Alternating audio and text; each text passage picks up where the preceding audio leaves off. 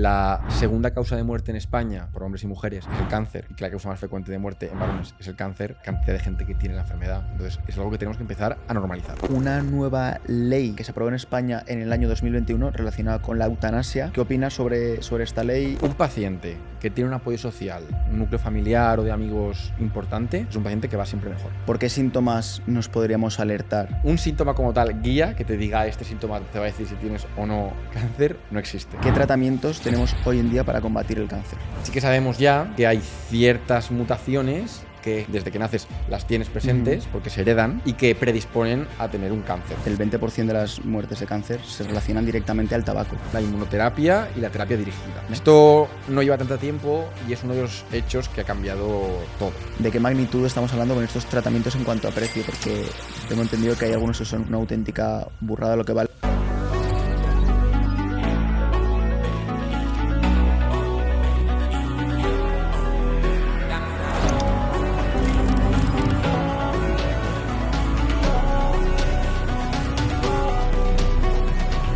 Bienvenidos, nuevo episodio de Gobi. Hoy tenemos la suerte de tener aquí a Pablo Palau, residente de Oncología Médica en el Hospital General de Valencia.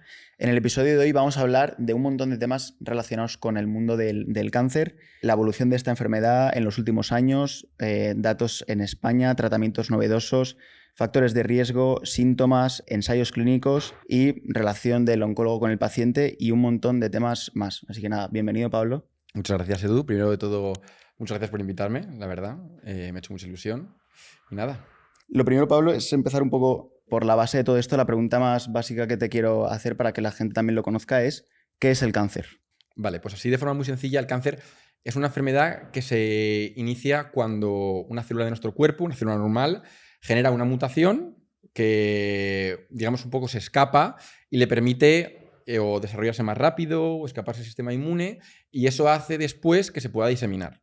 Entonces todo nace de una célula normal que muta y esa mutación le permite desarrollarse sin fin, sin que nuestro cuerpo pueda, digamos, pararlo. Se esparce de manera ilimitada en ocasiones. Correcto. Okay. Y esto, Pablo, un poco, ¿por qué se produce? Pues, a ver, nosotros conocemos que unos cuantos factores de riesgo en la población, bueno, y en la vida diaria que pueden hacer que aparezca la enfermedad. Sí que es verdad que hay mucho desconocimiento y la mayoría de veces se desconoce tanto el origen como la mutación que ha originado el tumor, pero sí que es verdad que hay algunas cosas que sí que conocemos que podemos evitar que nos pueden ayudar a que nos aparezca la enfermedad. Ok. Vale, habiendo visto esto un poco, vamos a dar una serie de datos de España en los últimos años para que la gente se sitúe y vea un poco la magnitud de esta enfermedad. Todos estos datos han sido extraídos de la Sociedad Española de Oncología Médica. Y es que en los últimos 20 años el cáncer ha experimentado un crecimiento constante. Sí, primero que todo, que estamos alargando la vida de las personas. Entonces, el mero hecho de alargar la vida hace que un paciente que a priori, por ejemplo, anteriormente, bueno, el siglo XX pudiese fallecer con 60-70 años, ahora fallece con 80-90 y no aparecía el cáncer. Y luego que las técnicas de diagnóstico están mejorando muchísimo, además de que, como hablaremos después, tenemos técnicas de screening que también nos permiten cogerlo a tiempo, y entonces todo eso hace que el número crezca exponencialmente. Correcto. Tenemos aquí un dato que es que alrededor del 50% de los enfermos diagnosticados de cáncer en España viven una media de más de 5 años, y en España la incidencia de cáncer en 2020 teníamos unos 260.000 nuevos casos y en 2040 llegaremos a un número de cerca de 340.000 nuevos casos. Y a nivel total de la población española decimos que a día de hoy hay 1 millón de hombres que sufren cáncer y 1,1 millón de mujeres que sufren el cáncer, versus a nivel mundial estamos en 18 millones en 2020 y en este 2040 llegaremos a la cifra de 28 millones, un aumento de más del 50%. Sí, la realidad es que ya no solo diagnosticamos incluso un tumor en una persona, sino que una persona, al alargarle la vida con un tipo de tumor, podemos incluso durante la enfermedad diagnosticarle otro. Entonces eso hace que sea más fácil que una persona tenga varios, luego que la gente tiene más, o sea, se expone a los factores de riesgo durante más tiempo, eso genera mayor probabilidad, y los datos están ahí. O sea, 18 millones en 2020 de personas diagnosticadas con cáncer en el mundo a 28 dentro de solo 20 años. Vamos, la evolución está clara. Es enorme. Por centrar un poco el tiro en tipos de cánceres, en España, en 2023, en el caso de los hombres, el cáncer que encabeza esta lista es el de próstata, seguido por el de colon y recto y después el de pulmón. Y en mujeres encabeza el cáncer de mama, el de colon y recto y por último también el de pulmón. Para que os situéis un poco de cifras en España, también un poco la división de hombres y mujeres y luego también un poco algún dato a nivel global. Lo primero, un poco enlazando con lo que comentabas antes, Pablo, cuando explicabas un poco el por qué se da el cáncer, vemos que 1/3 de las muertes del cáncer vienen causadas por los famosos 5 factores de riesgo evitables, que se llaman. Exacto. Como dices, hay 5 factores principales que están demostrados que tienen relación con la aparición del cáncer, que son el alcohol, el tabaco, el sedentarismo o la poca actividad física, la obesidad y la dieta inadecuada. Dentro de ellos, el que más destaca es el tabaco y es el que más relacionado está con muchos tipos diferentes de tumor y sabemos que la población que más fuma es la población que más riesgo tiene de desarrollar cáncer. Entonces es el factor sobre el que es más importante incidir para prevenir la aparición de la enfermedad. O sea, de hecho, también tenemos aquí un dato, Pablo, y es que el 20% de las muertes de cáncer se relacionan directamente al tabaco. O sea, para que veáis un poco la dimensión de esta correlación entre haber fumado en grandes cantidades y a lo largo de tu vida desarrollar un cáncer a raíz de esto. De hecho, es importante incidir que, por ejemplo, en la población femenina, en las mujeres, hay un aumento estas últimas décadas de gente que fuma y, por tanto, los cánceres que están relacionados con el tabaco están aumentando en este tipo de población. Entonces creo que es más importante aún que nunca incidir en la gravedad de fumar. Ok. Viendo un poco los tipos de cánceres a los que nos solemos enfrentar, ¿cuáles son un poco a día de hoy los más comunes, Pablo? Los más comunes. A ver, a nivel global el más común es el colorectal. Hablo de España, cifras que tenemos en España. Es el colorectal. Sí que es verdad que es importante distinguir entre lo que es los nuevos casos diagnosticados cada año y los pacientes que tienen cáncer, que es la prevalencia. Entonces, es normal que como casos que diagnostiquemos, es muy frecuente diagnosticar mucho cáncer de pulmón, como decimos, pero como son cánceres más agresivos, los pacientes no tienen una supervivencia muy, muy amplia. Y, por ejemplo, en cáncer de mama, aunque a priori parece que se diagnostica un pelín menos, como los pacientes duran mucho más, la prevalencia, o sea, el número de pacientes que tienen cáncer de mama es mayor que el número de pulmón. Vale. Entonces, entre los que siempre están ahí son el colorectal, el de mama, el pulmón y luego en varón también es muy frecuente el de próstata. El de próstata. Esos son los 4 más comunes. Que suelen aparecer por norma general. Sí. De estos que hemos hablado, Pablo, o bueno, a lo mejor no entra dentro de estos 4, pero ¿cuáles son los más agresivos que a día de hoy se diagnostique y la esperanza de vida al paciente sea muy corta? A ver, de los que he dicho, sí que es verdad que, aunque lo explicaremos un poco mejor luego, dentro de cada uno de ellos hay subtipos que tienen mayor agresividad y menor agresividad. Por ejemplo, dentro del pulmón hay algunos subtipos que son muy, muy agresivos y que el paciente pues, tiene una supervivencia mucho menor. Sí que es verdad que de los que hemos nombrado, el más agresivo es el pulmón, de los que más prevalencia tienen, pero dentro de todo el conglomerado diferente que hay de tipos de tumores, los más agresivos pues, suelen ser el cáncer de páncreas y el cáncer de vía biliar, y esos 2 son de los que más. Vale. Son de los que a día de hoy más sabemos que tienen menos supervivencia. Eso es. Sobre todo porque no tenemos tratamientos contra ellos efectivos. Entonces, hay otros que anteriormente han sido muy agresivos y que tenían una supervivencia muy pequeña, pero se han creado nuevos tratamientos que han conseguido alargar la supervivencia. En cambio, por ejemplo, el páncreas y el de vía biliar tienen un poquito de tratamiento y poco demostrado y entonces no tienen mucha supervivencia. Luego, más adelante, Pablo, hablaremos del tema de la investigación y toda la labor que hace un montón de gente detrás sobre la investigación del cáncer, pero ¿cómo funciona un poco la investigación, digamos? O sea, se plantea como, ok, tenemos, imagínate, el cáncer de colon y recto, que es el que más está dando. La gente investiga más sobre ese o cómo se dan, decir, oye, vamos a por este cáncer o vamos a por otro. ¿Eso lleva algún tipo de decisión detrás? A ver, hay muchísimos equipos de investigación repartidos por todo el mundo dirigiéndose a prácticamente la totalidad de los tumores. Sí que es verdad que yo creo que, creo no, por cantidad hay algunos que tienen mayor, porque por número de pacientes que tienen ese tipo de cáncer hay más investigación algunos que otros, pero todos tienen sus líneas de investigación. Y lo que se hace normalmente es buscar unas, digamos, unas dianas terapéuticas o algunas mutaciones, algunas alteraciones en esos tipos de tumor a nivel muy investigacional, en laboratorio, para ver si esas mutaciones que se detectan que tienen esos tumores se puede crear algún tratamiento contra ellas que sea efectivo. Vale, ok. Hablaremos más adelante del todo el tema de los tratamientos y demás. Y ahora también, Pablo, quería comentarte un tema que es, también encontré en esta web que hemos hecho referencia antes, el tema del diagnóstico precoz y las técnicas de cribado. ¿Qué es esto?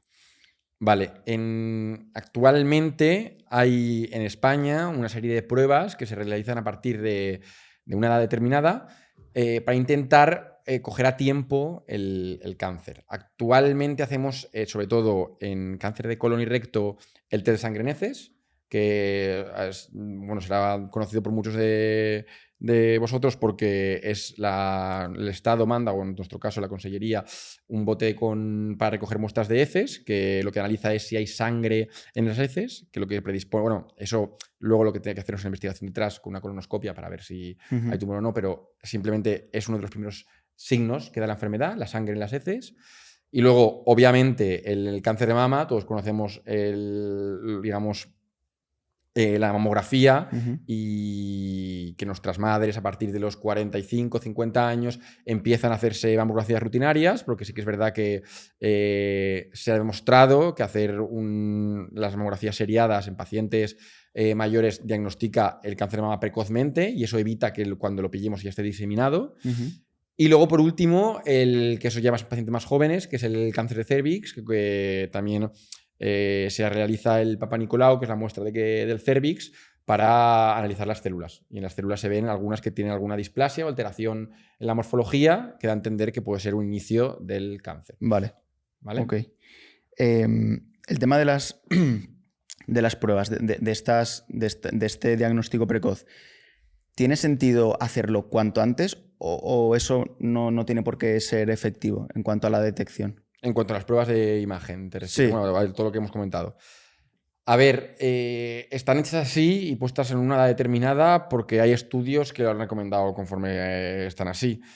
Porque hacer, por ejemplo, las mamografías antes de X edad no ha demostrado que sea beneficioso y que se diagnostiquen mucho más para el número de gente que se le hace mamografía. Al fin y al cabo, si tú empiezas a poner a hacer mamografías a los 20 años, tienes a pacientes de los 20 a 40 haciendo mamografías rutinarias sin hacer un diagnóstico como tal en la mayoría de ellos. Entonces se ha demostrado que a partir de X edad, cuando mayor riesgo hay, es cuando merece la pena de verdad realizar las pruebas. Esto, para la gente que no lo sepa, ¿cómo puedo acceder yo, por ejemplo, a hacerme un chequeo de este tipo?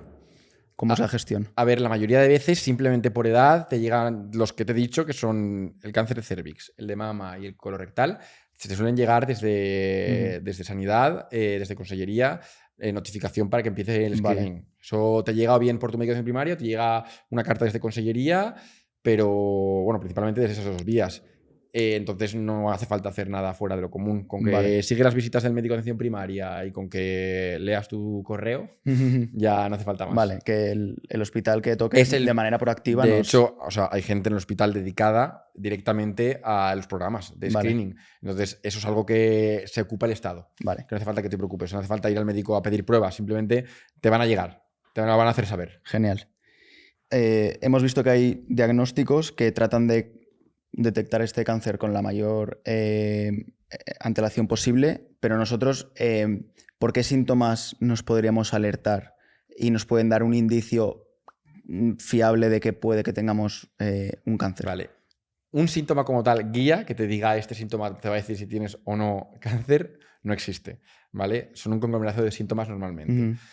Y hay muchos que, aunque los diga ahora mismo, no tengan que ver con tener cáncer, sino que se dan también otras muchas patologías. Entonces, muchas veces son un poco inespecíficos. ¿Cuáles creo yo que son los que igual hay que tener más en cuenta? Pues mira, la pérdida de peso es uno de los más frecuentes. Y no hablo de la pérdida de peso de perder 5 kilos en 6 meses o en un año. Hablo de perder 10 kilos en 2 meses. Una pérdida muy abrupta de peso. Luego, mucho deterioro del estado general, empezar con postración. Luego, dolores crónicos que no ceden con analgesia. No me refiero igual a dolores más focalizados. Pues un dolor, por ejemplo, localizado en algún punto que reiteradamente das analgesia durante, hablo de meses de dar analgesia, o sea, no un dolor que no cede al principio, sino durante mucho tiempo, pues al final habrá que hacer algún estudio complementario, que no quiere decir que sea, pero que también puede ser. Hay un conglomerado que pueden dar que merece la pena hacer alguna prueba. Por ejemplo, los pacientes fumadores, los que empiezan con, por ejemplo, tos crónica, que les limita mucho, o deterioro de estado general, pues igual merece la pena hacer una placa de tórax, aunque no la haga no esté marcada. Pero eso simplemente va guiando según el deterioro. De hecho, normalmente lo que yo recomiendo es, con estos síntomas, ir al médico de atención primaria y que evalúe, que es el que más te tienes que fiar, porque es porque a mí me llegan ya diagnosticados la mayoría de ellos, pero los que son más expertos en saber cuándo un síntoma o no puede ser guía de tener cáncer o no, son los médicos de atención primaria. Vale.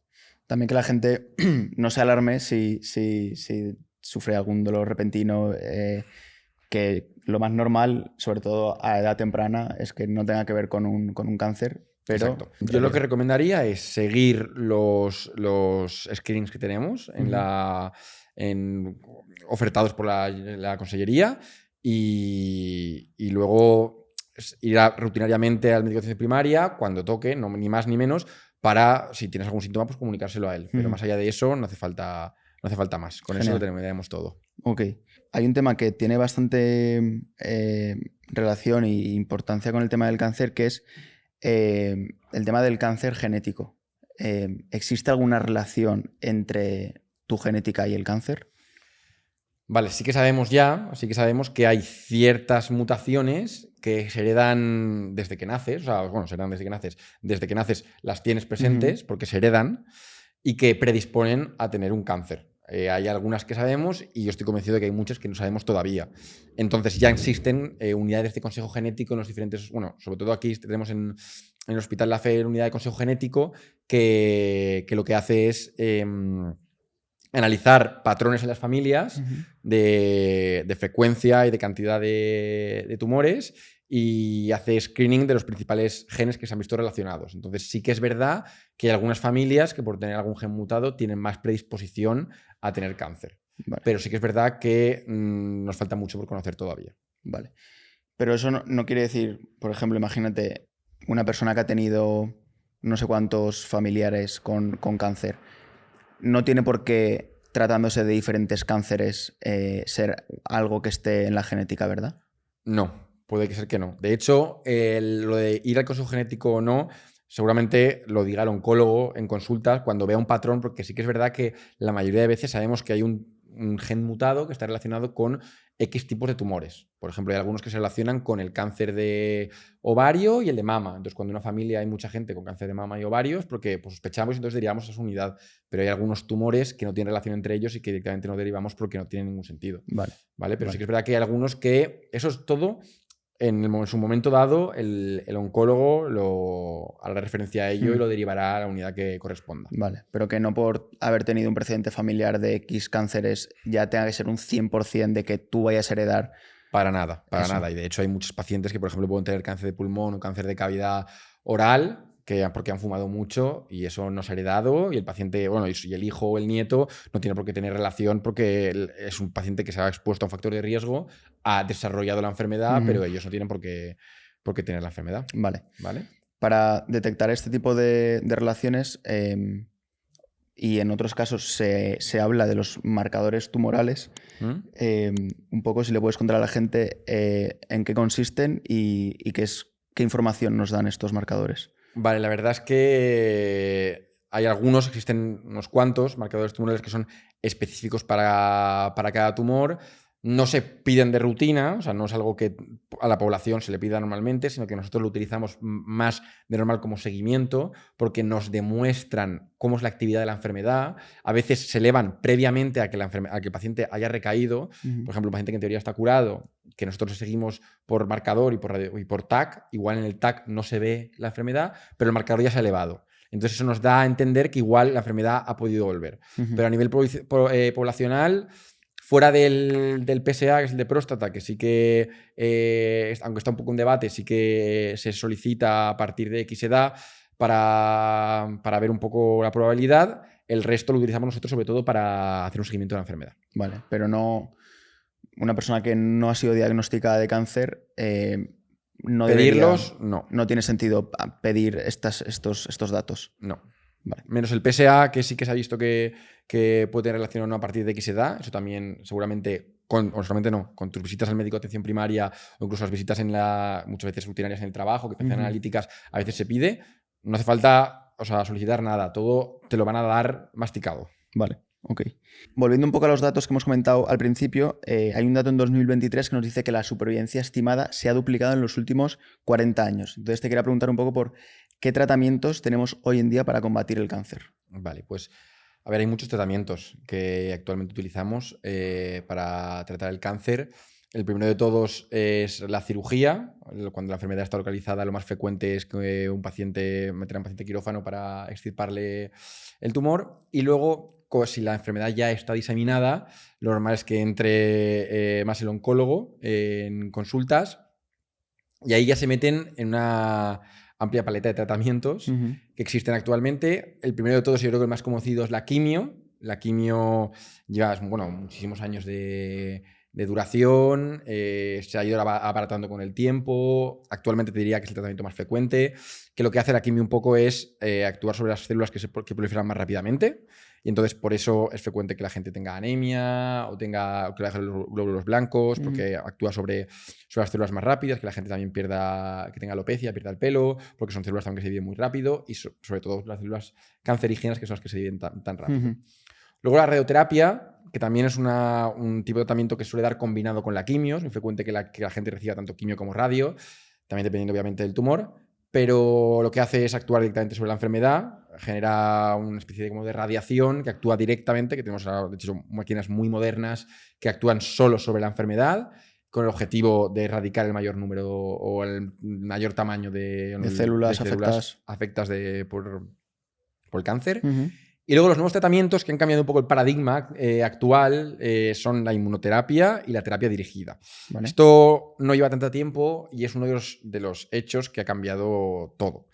La inmunoterapia lo que hace, así a grandes rasgos, fácilmente para todos, es que intenta poner a tu sistema inmune en contra del tumor. Vale. O sea, utiliza a tu sistema inmune, lo estimula, digamos, para que reaccione contra el tumor. Entonces, es el propio tumor, es el propio sistema inmune el que elimina el tumor. Eso, de hecho, la quimio tiene muchos efectos secundarios, porque decía antes, porque actúa sobre muchas partes del cuerpo. Esta terapia, al ser un poco más dirigida, aunque también tiene efectos secundarios, parece que se tolera un pelín mejor. Vale. Y luego, también ha salido en las últimas décadas la terapia dirigida. La terapia dirigida es que, como hemos comentado antes, es frecuente que los tumores tengan asociados alguna mutación. Y que son las mutaciones las analizamos a diario en muchos tipos diferentes de tumor. Y entonces, tenemos terapias que van dirigidas a la mutación de ese tumor. Por ejemplo, el cáncer de pulmón tiene muchas mutaciones diferentes y ya tenemos, hay 5, 6, 7, que tienen ya tratamiento dirigido a esa mutación. Vale. Justo. Hay algunas que son más frecuentes, otras menos frecuentes. Algunos pacientes no tienen ninguna mutación y no tienen ningún tratamiento dirigido, pero sí que es verdad que eso está haciendo que la supervivencia de la población sea cada vez mayor, porque estamos consiguiendo actuar justo donde se produce la enfermedad, que es en la mutación o la alteración genética. Vale. Y no como antes un poco con la quimio, que es un poco lo que hablábamos el otro día, como intentar matar moscas con cañonazos. Exacto. La quimio lo que hace es actuar a nivel general. Es verdad que tiene cierta fijación bastante sobre el cáncer, pero sí que es verdad que hace efecto en muchas partes del cuerpo, por eso tiene tanta toxicidad, y estas son mucho más dirigidas. Vale. El tema de la inmunoterapia, Pablo, ¿podríamos explicar un poco por qué nuestro propio sistema inmune de normal no ataca al cáncer? Es una muy buena pregunta, la verdad. Como he dicho al principio justamente de la charla, el cáncer normalmente al principio genera algunas mutaciones que lo que le permite es o bien escaparse de las digamos, los sistemas que tenemos de reparación, porque nosotros cuando una célula muta, lo normal es que la reparemos. Y entonces esa mutación se elimina y ya está. Pero a veces esa propia mutación permite escapar el sistema de reparación. Ujú. Hay otras mutaciones que, aparte de escapar del sistema de reparación, te permiten escapar del sistema inmune. Vale. Entonces, el sistema inmune no reconoce la propia célula cancerígena y se escapa. Entonces, nosotros lo que hacemos es, con el nuevo tratamiento, conseguimos que el sistema inmune vuelva a reconocer, porque digamos que el tumor tiene una proteína que hace que el sistema inmune la reconozca como una célula propia. Pero si nosotros esa proteína la bloqueamos, hacemos que el sistema inmune actúe sobre el tumor. Vale. Entonces conseguimos que otra vez el sistema inmune vuelva a reconocer, como debería reconocer desde el principio, la célula y actúe. Vale. El tema de la inmunoterapia, suena muy guay poder poner a funcionar a nuestro propio organismo contra el cáncer. Parece que es algo que desde el desconocimiento pinta bien, porque ya no es como meter tratamientos que son de fuera y son súper fuertes, como puede ser una quimio, una radio, que al final arrasan en muchos aspectos. Pero te quería preguntar sobre algún efecto inconveniente que tenga en la inmunoterapia. A ver, primero que todo, que aunque suena muy bien, la inmunoterapia no es apta para todos los tipos de tumores. O sea, hay algunos que tienen estudios detrás que avalan el uso de la inmunoterapia, pero no en todos los tumores se ha demostrado que funcione, porque algunos tumores son, que se dicen, más inmunogénicos, que hacen que el sistema inmune responda más, y otros menos. Entonces, primero que todo, que no está en todos de ellos. Entonces, no se va a dar en todos los tipos diferentes de tumores. Y luego que sí que es verdad que como es, digamos, un poco el tratamiento con inmunoterapia es un poco novedoso, joven, es novedoso. No tenemos tanta experiencia como con la quimio y hay efectos secundarios que estamos empezando a conocer, que están saliendo un poco más tarde y que tenemos que tener muy en cuenta. Vale. Pero que también tiene efectos secundarios, desde luego. Lo que pasa es que parece que la quimio da inicialmente y esto se está empezando a dar un poco más a largo plazo. Vale. De los principales cánceres que hemos hablado con anterioridad y los más comunes, ¿se pueden tratar con esta inmunoterapia? ¿Entran dentro de este tratamiento?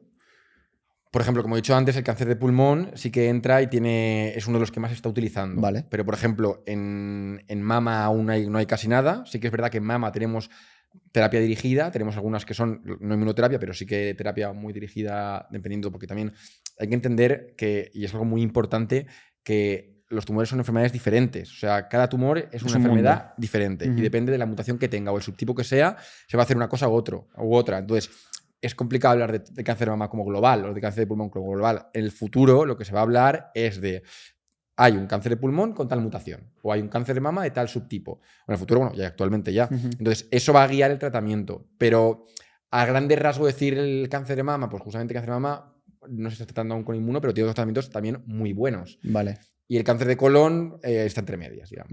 Vale.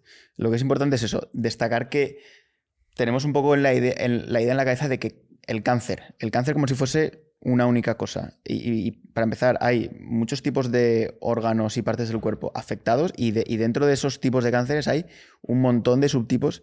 ¿Sabrías decirnos en plan, no sé, pero en plan, cuántos subtipos puede haber de cáncer de pulmón? ¿De cáncer de pulmón? Sí. A ver, es que claro, una cosa se puede dividir en varios subtipos, digamos, dependiendo de lo que estemos, qué división utilicemos. De mutación. Mutación muchas. Muchas, por ejemplo, histológicamente, digamos, a nivel de cómo es la morfología de la célula, hay tres. El microcítico, que es muy agresivo, el adenocarcinoma y el escamoso. Hay algún subtipo más pequeño, pero esos tres son los principales. Vale. Y dependiendo de cuál sea, se pone un tratamiento u otro. Y dentro de, sobre todo, el adenocarcinoma y el escamoso, esos suelen presentar alguna mutación más frecuentemente que el primero de todos.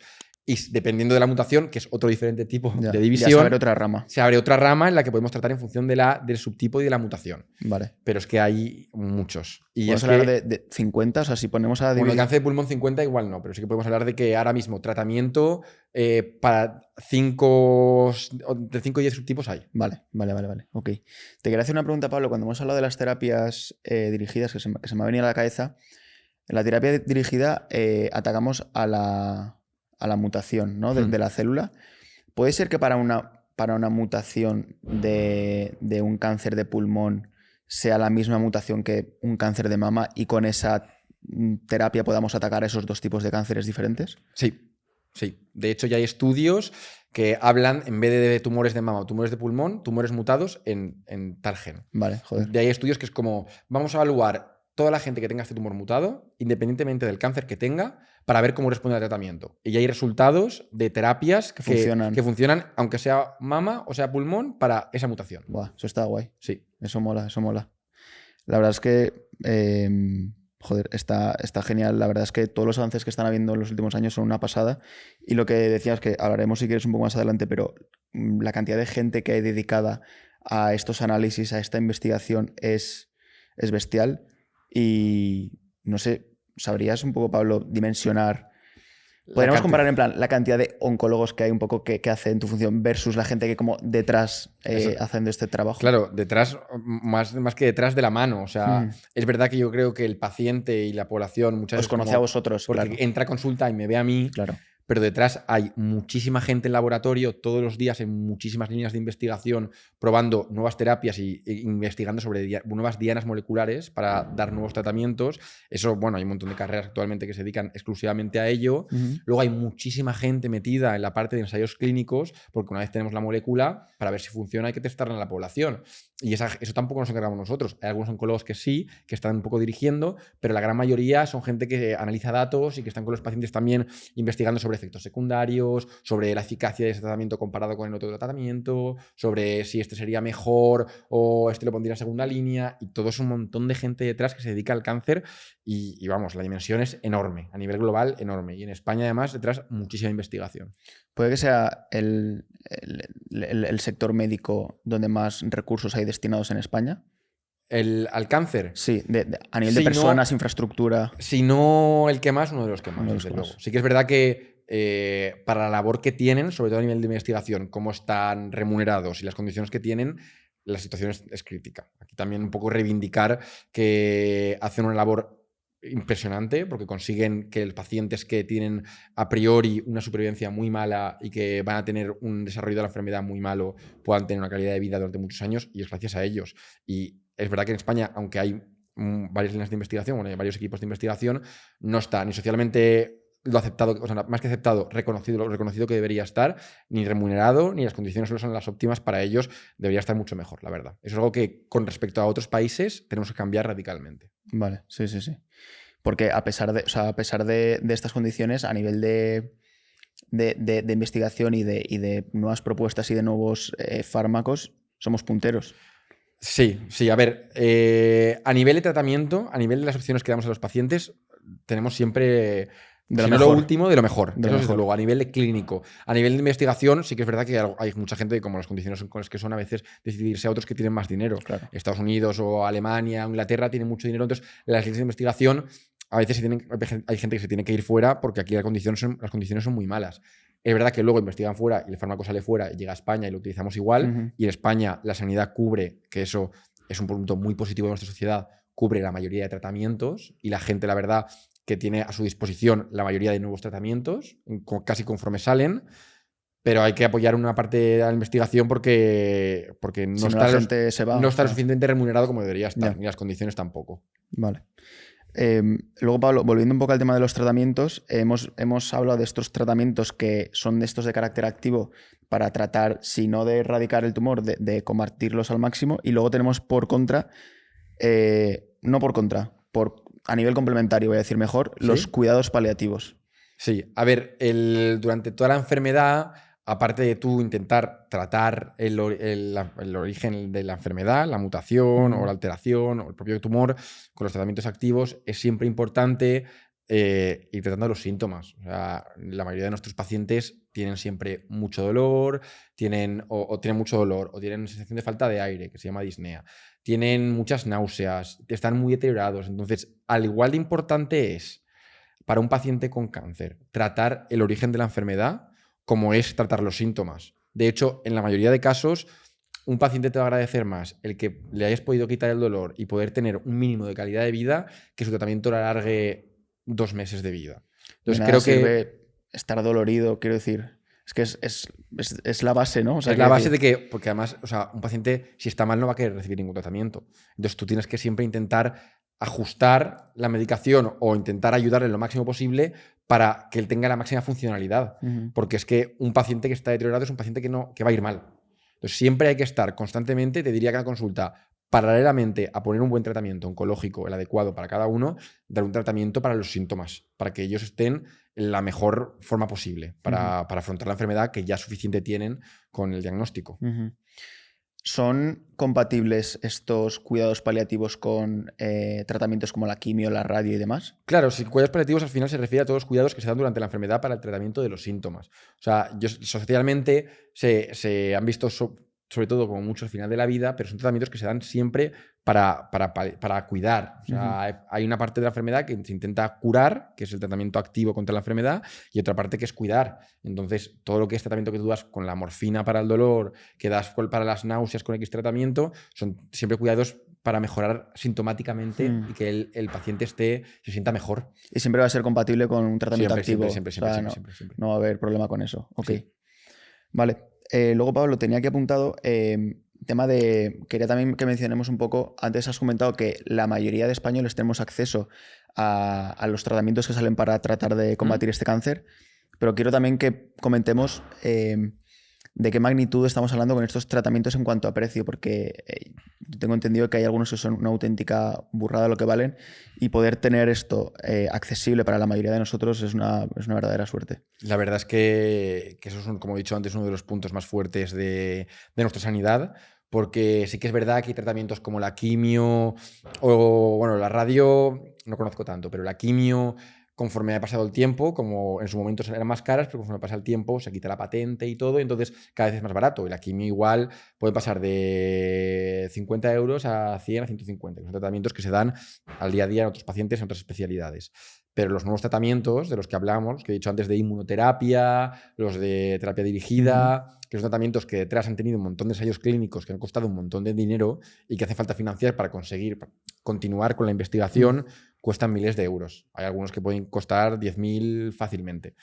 Una dosis de un Claro, mes. por ejemplo, imagínate que damos un tratamiento dirigido que normalmente se puede dar en pastillas. ¿Vale? Imagínate, un tratamiento de cáncer de pulmón que se dan pastillas, que se dan 14 pastillas al mes. Pues el paquete de 14 pastillas igual son 6.000 euros.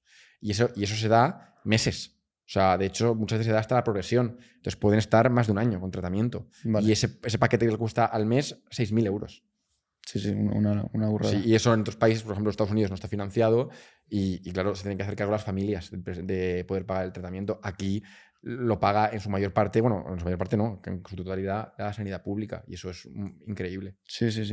Entiendo que cuanto más novedoso sea el tratamiento normal, más caro es porque al principio pues, el tema de las patentes y demás sigue vigente. Exacto, funciona totalmente así. Conforme pasa el tiempo, pasan los años, tiene que cubrir X tiempo en el que la patente está activa y cuando deja de estar activa, también es verdad que te digo, con respecto a lo que he dicho anteriormente del precio, normalmente la sanidad española intenta con las farmacéuticas ajustar un precio. O sea, imagínate que igual el precio de mercado son 5.000 o 6.000 euros, pero luego intentan siempre, porque compran una gran cantidad, hacer precios. Entonces, sí, o en caso de que haya dos farmacéuticas que lo comercialicen, es una, oye, exacto, te compro a ti, pero... Eso siempre va con toda la gente que se dedica exclusivamente a hacer programas de ver cómo el coste-beneficio de la población y ajustar el precio. Vale. Y eso es verdad que siempre suele ajustar un poco más. Ok. Bueno, no sé si se estará escuchando mucho, pero a lo mejor escucháis ruidos. Estamos aquí en Fallas, en Valencia, ¿vale? No os asustéis, está todo bien fuera. Simplemente para comentarlo, porque a lo mejor se cuela algún que otro petardo. Vamos a comentar ahora, Pablo, una sección que lanzamos el otro día en Instagram de preguntas que la gente le podía surgir en relación al cáncer, porque ya te digo, pienso que hay mucha gente como yo, antes de hablar contigo, que me encontraba en pleno desconocimiento de la enfermedad. Así que te las voy a lanzar y las vamos respondiendo. Vale. La primera pregunta es si hay factores que hacen que cierto tipo de cáncer sea más tratable que otros. Sí, a ver, hay, como he dicho antes, muchos tipos diferentes. O sea, hablamos de una enfermedad compuesta de 100 enfermedades y entonces hay algunos que predisponen a un peor pronóstico. Como he dicho antes, por ejemplo, el que sean más inmunogénicos o no, que el sistema inmune pueda reaccionar más a ellos o no, que está demostrado que hay algunos que son más y algunos menos, hace que el tumor tenga peor o mejor pronóstico. Luego también hablamos mucho de lo diseminado que está, en qué sitios esté, que también empeora el pronóstico y también hay una serie de mutaciones que no tienen tratamiento porque no hemos encontrado ningún tratamiento, pero que también nos dicen que ese tumor tiene un peor pronóstico. Vale. Entonces hay cosas dentro del tumor que analizamos constantemente con un equipo que tenemos en el hospital de laboratorio molecular que se dedican exclusivamente a eso y que hacen un montón de filtrado. Que nos informa sobre algunas alteraciones que nos dicen un poco hacia dónde puede ir. Vale, ok. Luego, una pregunta que te hacen de manera personal, Pablo, ¿qué percepción tienes en el manejo del cáncer a futuro? A ver, el cáncer diseminado, que es el que está fuera del lugar de origen, el metastásico. El metastásico, para el que conocemos la gente. Sí. La metástasis. La metástasis, el que está fuera del lugar primario de la enfermedad. Es verdad que un tratamiento curativo como tal no existe. No existe. Es verdad que hay algunos que tienen solo enfermedad local que se pueden hacer cosas, pero los metastásicos es muy complicado o prácticamente imposible acabar de curarlos, o sea, curarlos del todo. Entonces, nuestro objetivo con los nuevos tratamientos es conseguir cronificar la enfermedad. Intentar que esa enfermedad que antes duraba 6 meses porque se diseminaba muy rápidamente o provocaba que hubiera más infecciones o complicaciones, esa enfermedad que antes duraba 6 meses ahora puede durar 2 o 3 años. Vale. Y conforme pasa el tiempo, pues el objetivo es que dure más y más tiempo. Intentar conseguir, por ejemplo, que tu sistema inmune mantenga a raya el tumor más tiempo. Vale. Entonces, que siga haciendo efecto todo el rato. Vale. Y que podamos vivir imagínate el día de mañana con 3 cánceres a la vez, pero que tengamos una buena calidad de vida. Exacto. Sí que es importante destacar o reseñar que hay que saber cuándo parar. Y hay que saber cuándo un paciente tiene que recibir un tratamiento y cuándo está indicado darle a un paciente una quimio o una inmuno y cuándo un paciente de 90 años que tiene una enfermedad de Alzheimer, por ejemplo, y que no es consciente de la realidad o que tiene mucha comorbilidad, son muchas enfermedades. Tiene muchas enfermedades. Igual a veces es mejor no tratar, porque tú le vas a dar a un abuelito de 90 años una quimio que lo deje en la cama, más encamado, pues muchas veces no. Yeah. Entonces, igual a veces vivirás con 3, pero no se tratarán porque a veces es mejor saber cuándo parar y primar los cuidados paliativos, el tratamiento sintomático y que tener una buena calidad de vida a sobretratar y que el paciente empeore por tu culpa. Sí, que va a durar prácticamente el mismo tiempo y mucho peor, de mucha peor calidad. Ok. Luego aquí nos preguntan por la medicina de precisión, que hemos hablado un poco anteriormente, que son las terapias dirigidas. Sí, exacto. Así que nada, hoy en día mucho foco en estos tratamientos. Y eso es constante actualización. O sea, nosotros tenemos reuniones de las asociaciones españolas, europeas y americanas anualmente, y incluso menos, y cada año cambia la práctica clínica, porque salen nuevos fármacos o salen nuevos ensayos que demuestran que los nuevos fármacos son más efectivos. Entonces, tú vas a una reunión europea y te encuentras un nuevo fármaco que actúa súper guay y aumenta la supervivencia tal tiempo. Entonces, esto es un cambio constante. Ok. Vale. Luego nos preguntan por aquí también diferencia entre inmunoterapia y quimio, que bueno, también lo hemos explicado un poco al principio. Vale, luego aquí nos preguntan la parte de comunicar a alguien que tiene cáncer. ¿Cómo es este proceso? A ver, pues depende mucho del tipo de persona. Yo intento guiarme siempre primero por qué conoce el paciente de la enfermedad o qué sabe de su propia enfermedad o qué le han comunicado hasta que he llegado yo, para que saber atenerme a lo que él sabe, porque muchas veces ya vienen informados de internet o vienen informados de amigos o vienen de algún otro médico de fuera que les ha dicho información que a veces puede ser errónea. Entonces siempre intento saber ellos qué es lo que saben de lo que tienen. Y después siempre, pero les pregunto hasta qué punto quieren conocer el pronóstico. Más bien, muchas veces el pronóstico es muy complicado, pero sobre todo hasta el alcance de la enfermedad. Y si ellos la mayoría de veces me dicen que sí, porque la gente quiere ser consciente, pues explico siendo realistas la realidad. Intento ajustar las expectativas para que sean conscientes de lo que tienen, porque yo creo que la gente tiene que ser, o sea, la gente tiene la libertad y el derecho de conocer la enfermedad y de saber hasta dónde llega. Entonces, yo siempre intento ser lo más franco posible y siempre contando la verdad. Al principio, bueno, llevas 3 años dedicándote a la especialidad. ¿Has notado diferencia de cómo empezaste ahora esta gestión de estas noticias? Pues a ver, tengo la suerte de haber visto a muchos por encima mío, sobre todo mis residentes mayores, que son los que han estado antes que yo y los que me han ido enseñando, y yo he ido aprendiendo de ellos. Yo creo que tanto mis residentes como mis adjuntos, que son los agentes, son los oncólogos que están en planta, te van un poco enseñando cómo lo hacen ellos, y tú vas cogiendo un poco lo mejor de cada uno y vas aprendiendo según lo que ves. Entonces sí que he notado que he ido intentando coger lo que creo que es mejor de cada uno para hacerlo lo mejor posible. Vale, pero a ti de primeras cuando llegaste, ¿te lo viste esto como una montaña o enseguida lo afrontaste bien? Yo ya había rotado en oncología. Vale. Yo cuando cogí la especialidad la cogí a sabiendas de dónde me metía. Entonces yo ya sabía lo que había con el paciente, ya sabía que eso existía. Lo que pasa es que me faltaba la técnica de cómo hacerlo. Y eso lo he ido aprendiendo de la gente que está por encima de mí. Ok.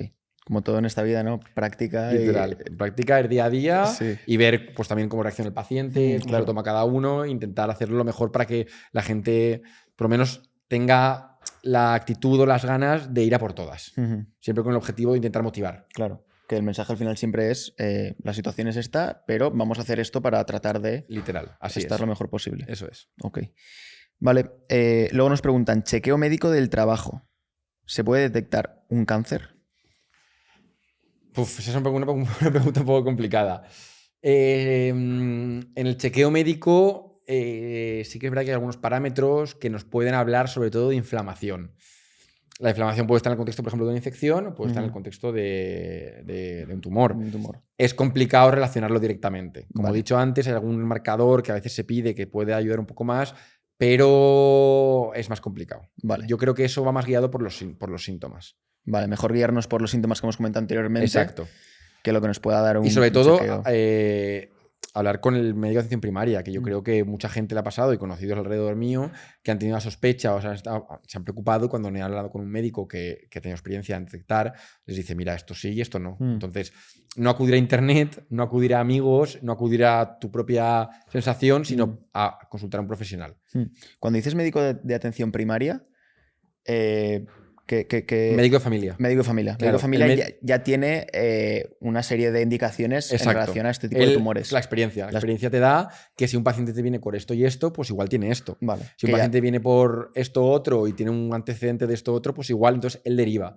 Y él tiene los que más diagnostican, los que más empiezan todo el proceso, son ellos. Sí que es verdad que luego el diagnóstico pues te lo hacen a través de la colonoscopia, porque te cogen el pólipo, de una radiografía, pero la sospecha inicial, la sospecha clínica, que a mí me parece la más importante, el médico que sabe, que ve en un primer momento el paciente y le sospecha, la hacen los médicos de familia. Por eso su labor es tan importante. Ya.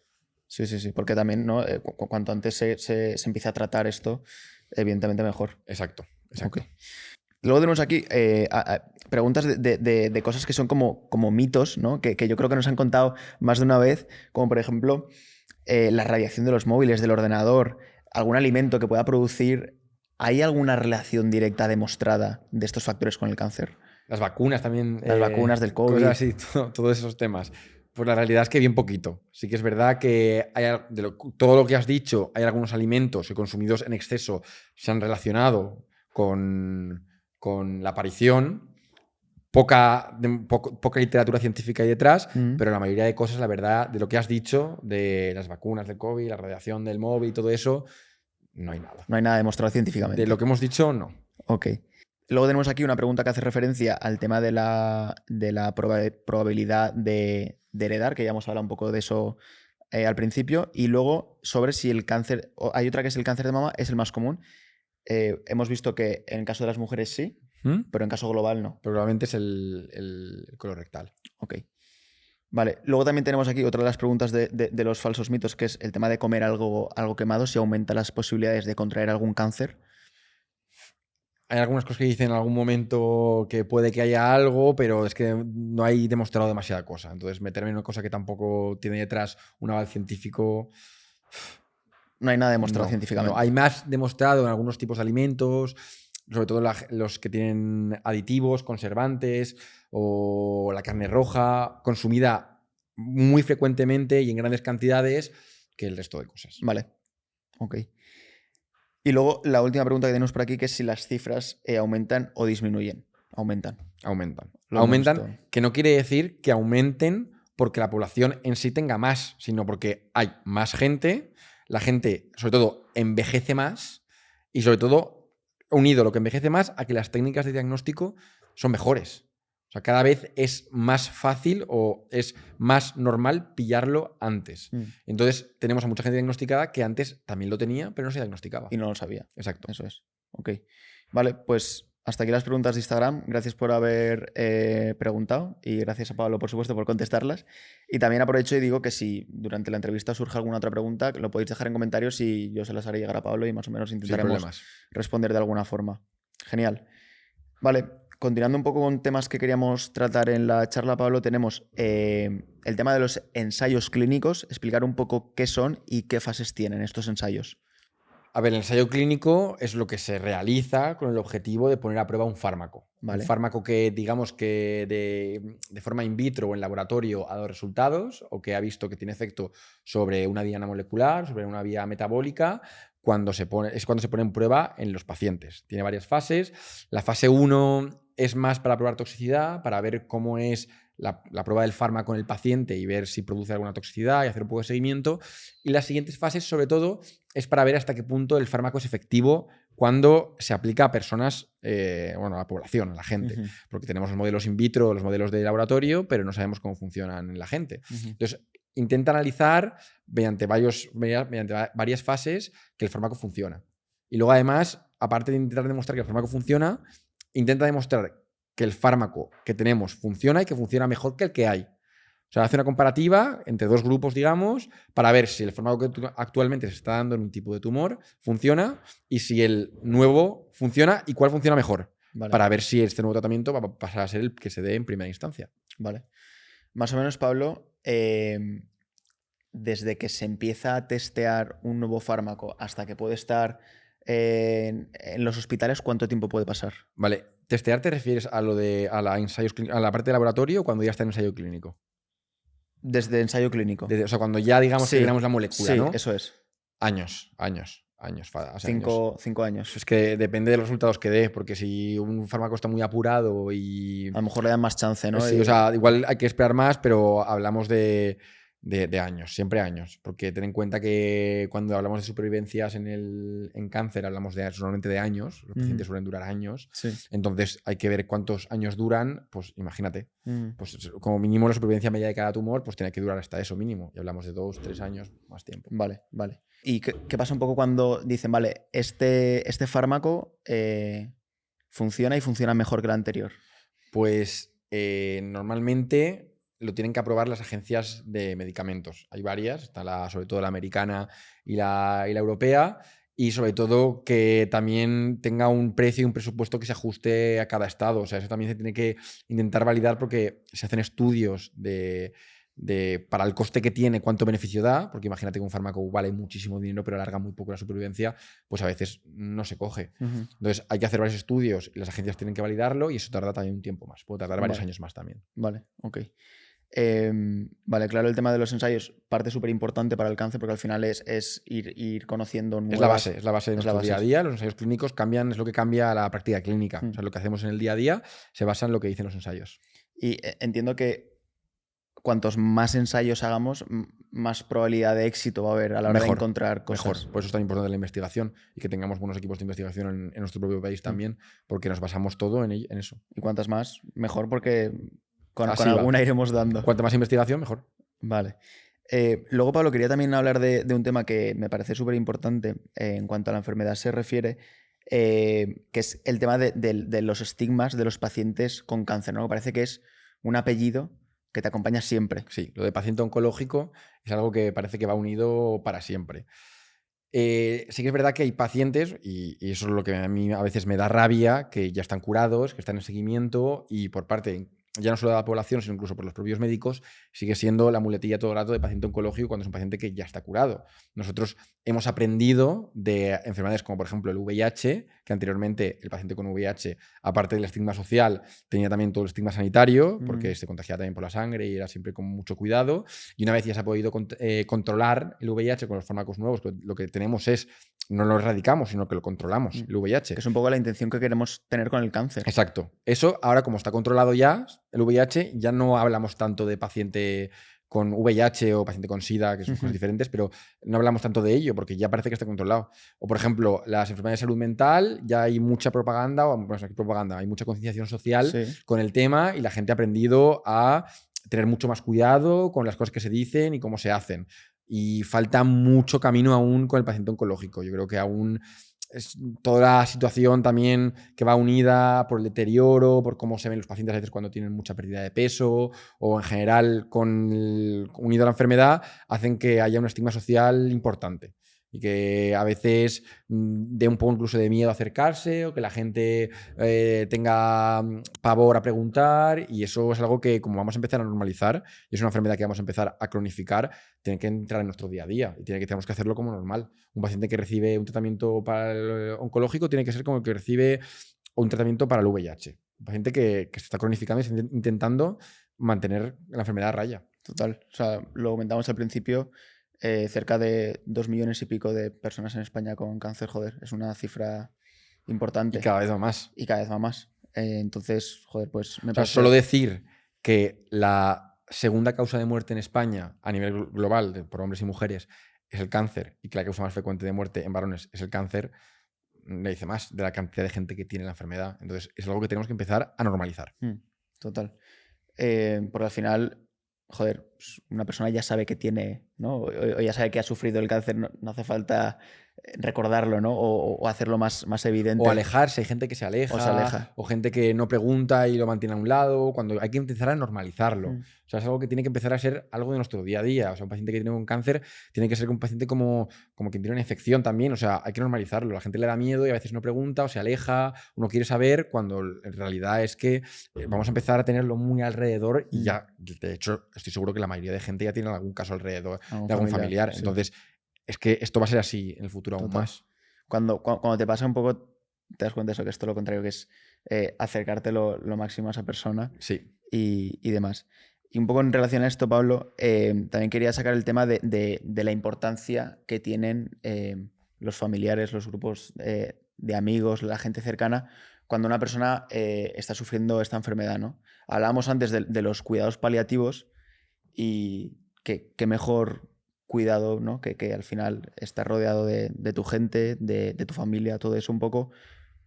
Se ve que hay relación entre la calidad de vida de la persona que sufre esta enfermedad con todo este apoyo que puede recibir de fuera. Un paciente que tiene un apoyo social alrededor, un núcleo familiar o de amigos importante, es un paciente que va siempre mejor. Eso es así.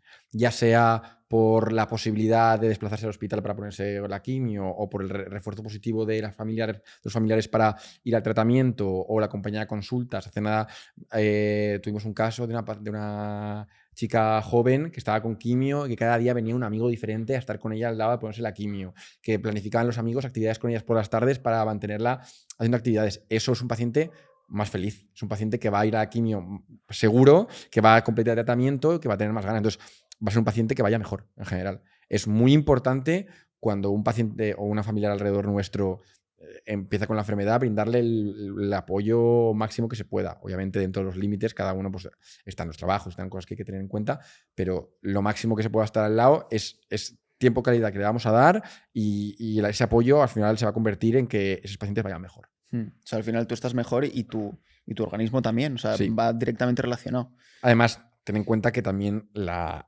enfermedad oncológica va muy relacionada a la depresión. Los pacientes que se diagnostican de cáncer tienen mucha frecuencia a acabar teniendo alguna depresión, como podemos entender. Y además, si aparte de la depresión por la enfermedad tienen una desprotección social porque no tienen ni familia, ni amigos, ni nada, eso aboca a que no vuelvan a las consultas, que se deterioren, que se encamen. Si se encaman ya no les tratamos, etc, etc, etc. Entonces, un paciente que tiene alrededor un apoyo es un paciente que va mejor. Vale, o sea, súper importante esto, porque al final es una cosa que cualquiera lo podemos hacer. Que si tenemos un caso cercano, un familiar, no cuesta nada. Mira el de esta chica de sus amigos viniendo a estar al lado suyo en la quimio. Sí. Es que solo eso ya a ella le transmite un refuerzo muy positivo. Sí, va con ganas. Literalmente vas con otra cara a la consulta y vas con otra actitud, totalmente. Vale. Pablo, también un poco relación con los pacientes y demás, esto ha sido un poco más de puertas para afuera, de oye, que nos podemos encontrar nosotros como gente normal de a pie, pero un poco vosotros, y en este caso tú, Pablo, cómo es tu relación con el paciente de cáncer? A ver, lo importante es entender primero que todo que es una persona como tú. O sea, que aunque sea un paciente, es una persona que hace nada estaba como tú y de repente tiene una enfermedad grave. Entonces, lo que hay que ser es empático y entender que esa persona está sufriendo y que se merece de tu parte, obviamente, la máxima empatía. Yo lo que intento es siempre ofrecerles, pues eso, el mejor tratamiento, obviamente, pero también entendimiento máximo, o sea, entender su situación y poder hablar con ellos de la situación, de los objetivos que tenemos conjuntos, para poder ayudarles. Y luego, esa es la parte que yo doy, digamos, en mi día a día, tanto bueno, como en planta de hospitalización, que es la gente que está ingresada, como la gente que está en consultas.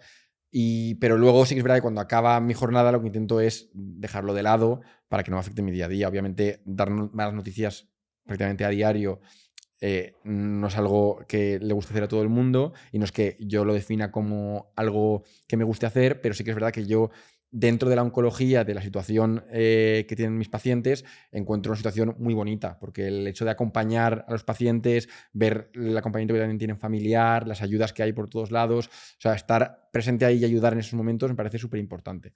Sí que es verdad que al final del día, cuando vuelvo a casa, intento desconectar y dejarlo de lado y, aunque ser muy empático y brindar la máxima atención, luego olvidarme para no tampoco como que me afecte, porque si me acaba afectando todas las malas noticias y todas las situaciones, al final me acabo afectando yo y no soy el mismo tampoco en el trabajo. Entonces yo cambio el chip y justo a mi alrededor, tanto mis amigos como mi familia, te lo pueden decir que soy una persona diferente en el trabajo y una persona diferente en el día a día. Sí, pero qué importante estar descansado, desconectar, porque es que al final luego la rueda se va haciendo mucho más grande y es súper contraproducente. Claro.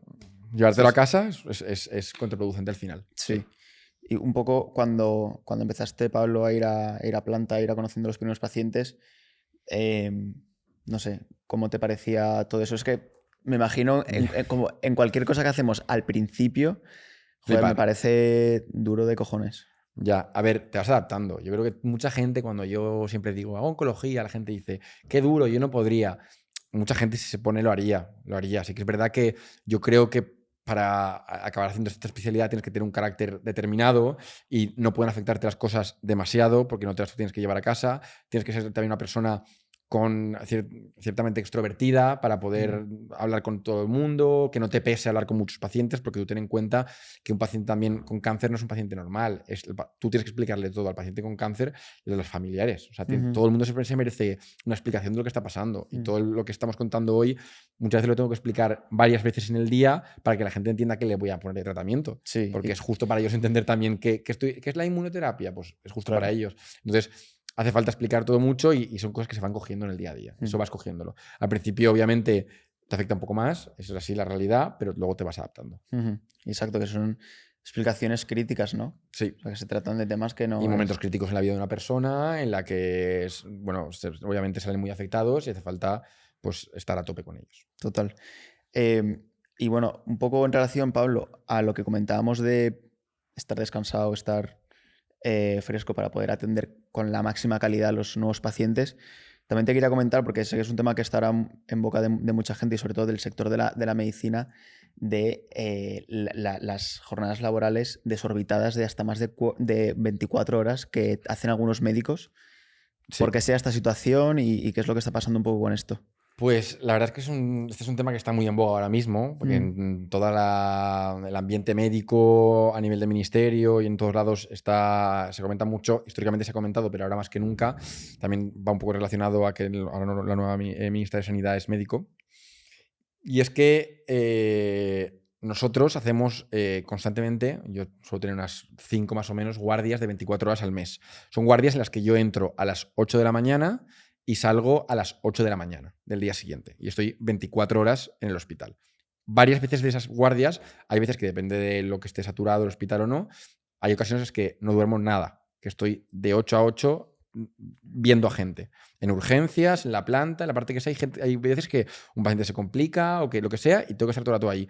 Y claro, da impresión como tú, estando 24 horas en el hospital, ves como los turnos de enfermería o de celadores o de resto de técnicos, de personal, van cambiando. Y de 8 a 3 hay unos, de 3 a 12 hay otros, y las últimas 8 horas hay otros. Entonces todo el mundo entra fresco y todo el mundo entra para atender correctamente a los pacientes, pero el médico sigue ahí 24 horas atendiendo al paciente, y muchas veces eso genera una situación de estrés y de agotamiento físico. Que, hombre, llegas a la hora 20 y ¿qué haces con tu vida? Y la 26 a veces tienes que dar un poco más al día siguiente, hasta las 10. Entonces, ¿cómo atiendo yo correctamente a un paciente? O sea, los pacientes también se merecen una atención correcta y también yo me merezco descansar. Entonces, tiene que ser las dos cosas. Entonces, ¿cómo yo atiendo correctamente a un paciente después de 24 horas sin dormir? O sea, fallamos en diagnósticos, fallamos en tratamientos, estamos cansados y queremos irnos. Es que esa es una situación que tiene que cambiar y que parece que se comenta más que nunca, pero no sabemos bien, está mucho debate ahora mismo. ¿Esto, Pablo, es por falta de personal? Pues una mezcla en tradición, porque siempre ha sido así, y parece que enfermería o otra persona sanitaria no ha sido tan así, y luego porque es verdad que no tenemos, o sea, parece que no hay suficiente personal como para cubrir guardias cada 8 horas y conseguir las libranzas. Vale, porque en una guardia, Pablo, tú que eres oncólogo, ¿tienes que tratar solo temas de oncología? ¿Te pueden venir otros temas de medicina primaria? Eso depende del año en el que esté la residencia. Yo los primeros años ahora he hecho puerta de urgencias. Puerta de urgencias es el que entre, me duele esto desde hace 8 meses o estoy sangrando por la boca, que son cosas totalmente diferentes, lo veo. O sea, hemos visto, bueno, todos los que estamos en mi hospital de mi especialidad hemos visto eso en puertas. Y claro, o sea, a las 24 horas de trabajo en puerta de urgencias te puede venir una persona ictada con un ictus o con un infarto y tienes que ser capaz de diagnosticarlo y tienes que estar fresco para poder diagnosticarlo y muchas veces no lo estás. Ya. Y es muy importante estarlo. Digo que no sé si tendría sentido especializar también las guardias de esta persona va a estar cubriendo estos casos, esta persona va a cubrir todos los casos de A ver, en medicina urgencias primaria. es mucho más complicado. En urgencias es más complicado porque hasta que no haces una analítica, una prueba, no sabes qué te pasa exactamente. Entonces, la puerta de urgencias, la especialidad de urgencias va a salir dentro de poco para especializarse en solo urgencias. Claro. Eso está para los próximos años. Luego, yo ahora ya que que llevo más años, ya sí que hago planta de hospitalización de oncología, para los que están ingresados, que se complican, o para la gente que viene desde urgencias, que son oncológicos. Vale, Yo ya ahora hago guardias. Especialidad. Exacto, sí. Vale. En las que cubro casi toda la oncología del hospital. Vale. Tema súper importante porque ni estáis vosotros bien, ni podéis ayudar con la mayor precisión a la gente que lo necesita. Así que bueno, esperemos que todo esto acabe en buen puerto y que se regule todo esto porque me parece una auténtica salvajada. Sí, estamos en ello, la verdad. La verdad que la labor que hacéis, ya no solo médicos, sino todo el personal sanitario, joder, para mí debería estar... Sí, eso no, desde luego no lo niego. Lo que hacen también todos los demás es increíble. Sí, que es literalmente todo lo que tiene que ver con tratar de ayudar a la salud de las personas es que lo más importante, es que no hay nada más importante. Al final te das cuenta cuando te falta la salud y dices, joder, es que no hay nada más importante que esto. Literal. Lo dices, yo estaba preocupado porque me han puesto una multa, lo que sea. No podía ir a un viaje. No podía ir a un viaje. Y cuando te pasa algo de verdad, dices, hostia, es que esto me da exactamente igual. Se convierte en tu prioridad. Total. Vale. Luego, Pablo, teníamos por aquí apuntado una nueva ley que se aprobó en España en el año 2021 relacionada con la eutanasia. Preguntarte un poco qué opinas sobre esta ley y cómo está ahora mismo en España esta ley. Eso está también ahora últimamente muy en todos lados porque la ley es hace muy poquito. La eutanasia es, se ha ido validando a lo largo de... Mucha gente sabe lo que es, se ha ido validando a lo largo de los últimos años. Consiste en acelerar, digamos, la muerte de un paciente cuando el paciente lo solicita. La mayoría de veces sí que es verdad que se produce en pacientes sobre todo con afectaciones neurológicas, muchos pacientes con ELA o con esclerosis múltiple que tienen un camino, un progreso de la enfermedad muy larvado y entonces prefieren en algún momento ponerlo en práctica, que es adelantar la muerte. Pero En mis pacientes es mucho más raro y es algo que nos sorprende a todos mucho en el día a día a nosotros, porque muchos pacientes vienen pidiendo la eutanasia. Muchos pacientes tienen muchos síntomas, se encuentran muy mal y vienen diciendo, mira, yo no puedo más, hasta aquí, dame algo porque yo ya quiero fallecer. Pero hay que explicarle que hay mucho que podemos hacer por ellos para mejorar la calidad de vida y que antes de la eutanasia hay un montón de cuidados, los cuidados paliativos que decíamos antes, que podemos ofrecer al paciente para mejorar la calidad de vida sin que tenga que fallecer y que por lo menos pueda vivir esta última temporada tranquilo, sin dolor, sin falta de aire, sin náuseas, sin estreñimiento. Poder ofrecerle calidad de vida. Entonces, cuando tú le explicas esto y le das el tratamiento que le mejora la calidad de vida, ya nadie te pide la eutanasia. Yo, de hecho, en mi hospital no he visto todavía a nadie. Hay gente que lo ha pedido, hay gente que ha iniciado el trámite y gente porque el trámite además es que es muy largo, porque consta de varias fases, en varias de ellas te evalúa un comité de ética para ver si es ético o no, te evalúa también un psiquiatra para ver si estás en tus facultades. Estás en tus facultades para poder tomar la decisión, luego te dejan un tiempo de reposo para que te penses bien la información y vuelvan a evaluarlo el comité de ética, entonces muy pocos llegan al final. Pero es que mis pacientes, en cuanto tú les ofreces el mejor tratamiento para los síntomas, ya todos dicen así, sí. Claro, es que cambia mucho. O sea, por eso es la importancia de acabar con el dolor en la medida de lo posible. Y no tiene nada que ver, que también es muy importante, la eutanasia con la sedación paliativa. La sedación paliativa es el tratamiento que damos normalmente al final de la enfermedad cuando hay un síntoma refractario. ¿Qué es un síntoma refractario? Un síntoma que nosotros con el tratamiento no podemos tratar. Y solo podemos tratar disminuyendo el nivel de conciencia. Entonces, cuando un paciente llega al final y vemos que, a pesar de que le estoy dando mucha morfina o fentanilo o lo que le estoy dando, veo que el paciente sigue con mucho dolor y que no lo estoy pudiendo controlar y que estamos en las últimas de la enfermedad, lo que hago es disminuir el nivel de conciencia para que la enfermedad siga su proceso sin yo afectar el proceso de la enfermedad, pero que el paciente sin sufrir.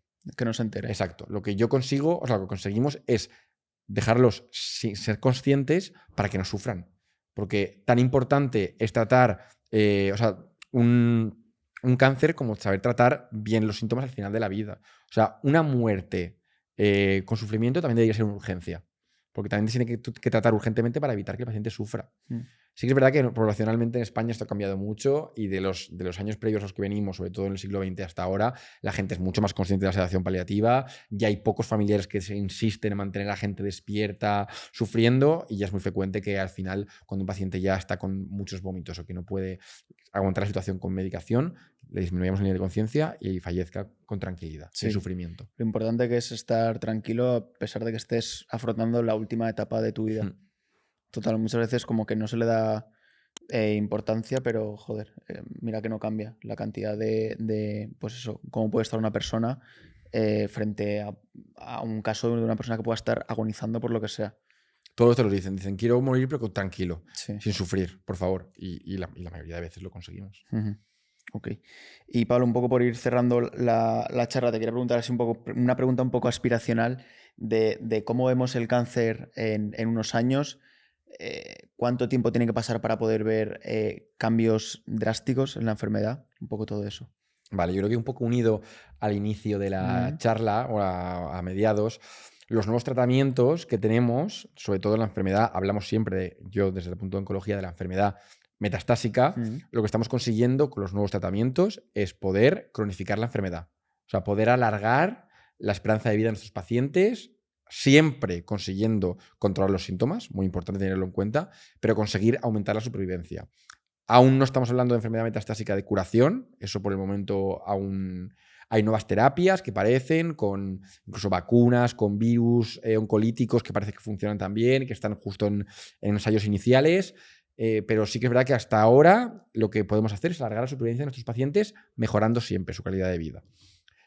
A partir de ahí, el futuro, ¿qué parece que hay? Pues va a depender mucho de la investigación. Va a depender mucho de lo que nos ofrezcan la gente que investiga, la gente de ensayos clínicos, por lo que vaya saliendo va a ser lo que marque el futuro. De momento, cronificar la enfermedad. Que al final la podemos tratar como un VIH que hemos hablado antes. Exacto. Y que la gente pueda vivir con un cáncer y que no se vea afectado demasiado a su estilo de vida. Exacto. Eso es. En un futuro yo supongo que conseguiremos, sí que es verdad, como he dicho antes, el cáncer no es una enfermedad única, el cáncer son 100 tipos diferentes de enfermedades y eso hay que tenerlo en cuenta y cada una va a tener un tratamiento diferente y cuando conseguimamos curar una, porque por ejemplo ahora el melanoma parece que vive muchos años, antes era muy agresivo y ahora con los nuevos tratamientos vive décadas y eso ha cambiado radicalmente. Entonces, no es que curemos y consigamos curar el cáncer, sino que se vamos a ir consiguiendo pequeños éxitos a lo largo de estos próximos años con curaciones y cronificaciones de la enfermedad. Claro, claro. Pues ojalá que sigamos en esta dinámica y que poco a poco eso se vaya convirtiendo en algo crónico y que la gente pueda vivir con esto lo mejor posible. Y, joder, Pablo, ha sido un placer tenerte aquí. Espero que a la gente le haya servido esta charla, haya conocido que le haya mucho gustado, más. sí. Y que también contarlo con, joder, tampoco sin drama, ¿no? Porque al final es una realidad y hay que afrontarla, coño, pues con la mejor actitud Como posible. tal, yo creo que lo que decía antes del estigma es muy importante, dejar de lado los pacientes oncológicos y afrontarlo conforme es, como otra enfermedad que hay que coger por delante y ir a por todas. Exacto. Y ya está. Y intentar llevarlo lo mejor posible y siempre, pues oye, con mejores tratamientos, mejor para cada situación y ya está. Así que nada, Pablo, un placer y espero que os haya gustado la charla, chicos. Muchas gracias. Adiós.